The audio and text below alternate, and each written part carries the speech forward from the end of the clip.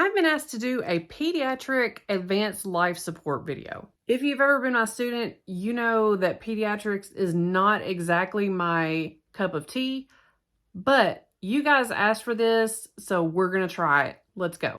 As with any advanced life support certification, it starts with basic BLS. So let's jump into it. So step one in understanding basic BLS for PALS is understanding what the American Heart Association defines as a neonate versus an infant versus a child versus an adolescent.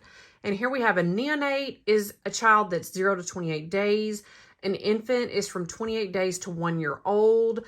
A child is greater than 1 year old, but they have not yet reached puberty. And then an adolescent has reached puberty, and this is evidenced by armpit hair or breast development. So just like with BLS for adults, we're going to follow the CAB or compressions airway breathing sequence. So first off, we've always got to verify scene safety. We're going to check for responsiveness and we're going to call for help. So by checking for responsiveness, we're going to tap their shoulders or the heel of the infant and go, "Are you okay?" And this is not just a light tap. We've got to really, tap the child or the infant and, "Are you okay?"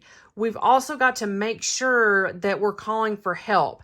If no one responds, if we have tried to activate the emergency response system and nobody responds, it is very, very important to remember, we do not leave the child to go find help. We always perform one cycle of CPR before leaving the child to go get help. So next we're going to assess for breathing. We're going to look for rise and fall of the chest, no more than 10 seconds. Same with a pulse check. For an infant, we're going to check the brachial pulse, and for a child, we're going to check the carotid or the femoral pulse. So if the child is unresponsive, has no pulse, and is not breathing, we're going to immediately begin CPR. So in an infant, we're going to do 2-finger chest compressions, and we're going to compress at the center of the chest, right at the nipple line. For one-person rescuer, we're going to do 30 compressions to 2 breaths. For 2-person rescuers, we're going to do 15 compressions to 2 breaths. This is better for coronary perfusion per the American Heart Association guidelines. And the 2-finger chest compressions at the center of the chest at the nipple line look something like this. 30 to 2 if it's one person, 15 to 2 if it's 2-person rescuer. So for a child, we can use 1 or 2 hands for chest compressions depending upon the child's size.